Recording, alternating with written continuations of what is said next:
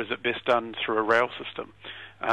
These are the questions we should be asking, and hopefully the local government alliance will be looking at those in the report. When I'm watching the news, I don't really, there's a person talking to me, telling me what's going on, and I don't really listen to what they're saying. It's just news. It's just news. Just gone to 12:30 on 95 BFM. You're on Thursday's Wire. We've just been talking with Simon Lambourne, a public affairs manager from the Automobile Association, about sorting out North Island roads for motorists. Before that, we heard from the Mayor of Tauranga, Stuart Crosby, about from the Upper North Island Strategic Alliance, or UNISA, about what they want to do to sort out the situation. Now, we've had a little bit of feedback on the smoking story. Somebody said smoking prohibition is the stupidest thing since Carlist days. Yeah, I tend to agree, actually. I mean, do we really want to go and hand more money to gangs? Anyway, we're going to be talking politics now with Selwyn Manning from livenews.co.nz. This week, we're talking about Murray McKelly and his ministry, the Ministry of Foreign Affairs. Selwyn, are you there? Yeah, good afternoon, Simon. How's your day going? Are you sort of immersed in politics as usual? Kind of thing, yeah, but it's a good day out there, isn't it? Blue skies and all. Oh, yeah, it's a beautiful day up here. Now, tell us all about what's going on with Mr. McKelly and his ministry.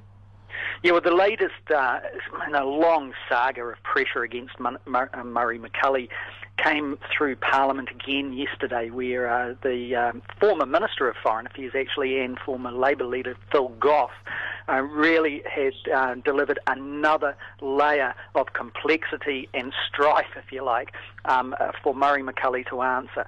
It was all about, basically, the Ministry of Foreign Affairs' officials, and most significantly, all the ambassadors around the world, all the high commissioners around the world, 49 of them out of 53 signed a letter saying they do not support the government's plan to restructure the Foreign Affairs Ministry in the way that Murray McKelly is suggesting.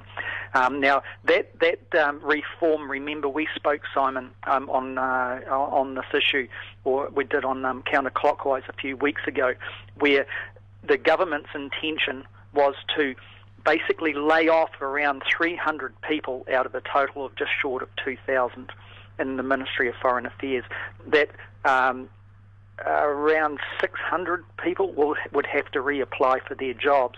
Now, without getting into all the big, deep numbers on this, what has surfaced since yesterday was the fact that just looking at the restructuring and implementing any restructuring was going to cost the taxpayer $9 million. And that would be expected to affect around 30 individuals. Beyond that, there is a lot of drawing down on the ability of the diplomatic staff around the world to basically maintain the status that New Zealand has in both its diplomatic wing and in its trade wing around the globe. Didn't Phil Goff describe it, that 30-strong team, as a razor gang? He basically did, and what we saw in the House was Murray McKelly attempting to answer and justify his position as minister to oversee the reforms within Foreign Affairs, as was indicated about a month ago. If you remember back then, Murray McKelly announced that there was going to be significant restructuring of the Ministry of Foreign Affairs. What we expected was Murray McKelly to basically deliver the detail on what that restructuring was.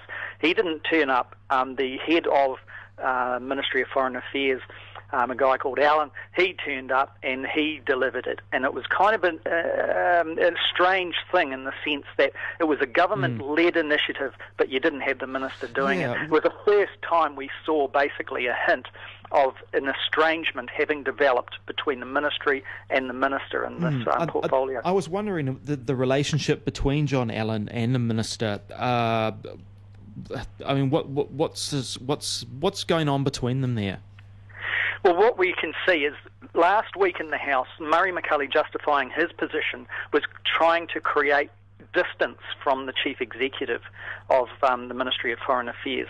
In its sense, kind of indicated that there was distance between the ministry and the minister, which is, in politics terms, it's a road to nowhere, and all it does is actually cost money.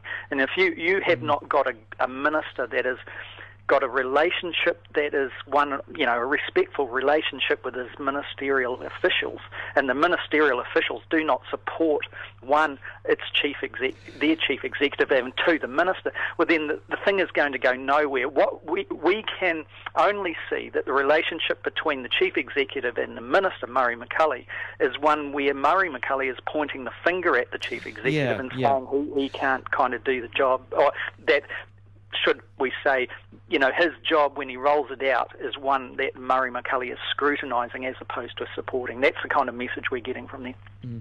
So, I mean, you get the impression then that McCully's, is he planned all along for this final restructuring to be, painted as Alan's plan, not his? Or is this the cynical side of me sort of think, are they playing some sort of elaborate good cop, bad cop routine, just to sort of finesse this through? Well, it might be a bit of both, What we do know is Alan came across from New Zealand Post. He was not a career diplomat that arose from inside the Ministry of Foreign Affairs. He was obviously there to do a job that was to restructure and to cut costs. Everybody knows the Ministry of Foreign Affairs is one of our it is the most powerful and the most important, arguably, ministries in the whole government apparatus. Without the work that it does, New Zealand suffers in the sense that it will not reach its potential in the trade areas, and it will not be able to service the needs of New Zealanders when they travel or when they have travelled. They're very important roles. Now, what we saw was, in the most recent kind of thing, to kind of explain an answer to your question there, was that these 49, senior diplomats, being high commissioners and ambassadors, writing a letter back to their chief executive of the ministry and saying, we do not support the reform and the cuts. The consequence to the ministry is this, but significantly to the country is going to be damaging as well.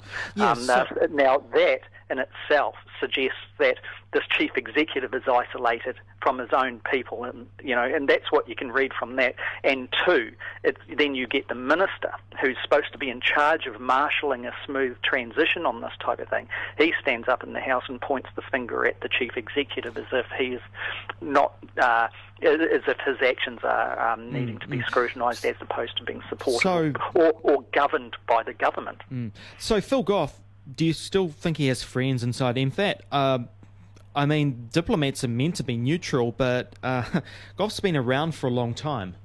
Yeah, as Minister of Foreign Affairs and also Minister of Trade, clearly he would know all of these top people very intimately. Obviously he's getting documents that are being leaked from inside Foreign Affairs.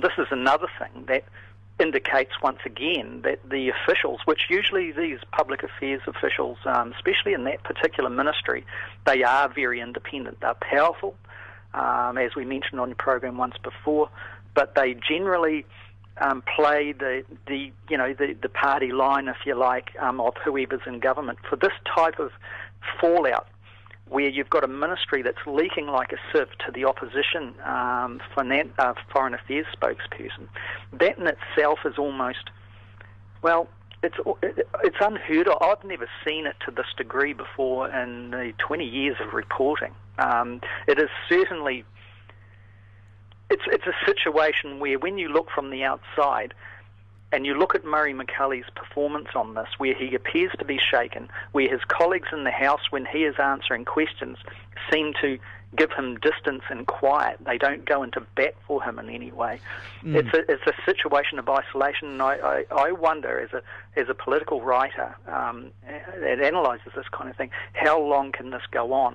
And I kind of wonder whether or not, if the government really wants to save some money, maybe it could put its money where its mouth is and merge the office of the Minister of Foreign Affairs with the office of the Minister of Trade and have a Minister for Foreign Affairs and Trade, and save itself some money and put someone like Tim Grosser in there and move McCully to the side. Well, quite possibly. I mean, that's all the time we've got for to talk about politics today, unfortunately, Selwyn.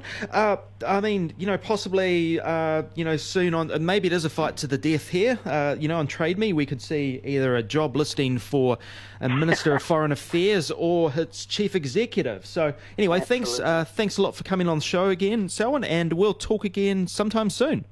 Okay, Simon, take care. All right. My very own small medical business.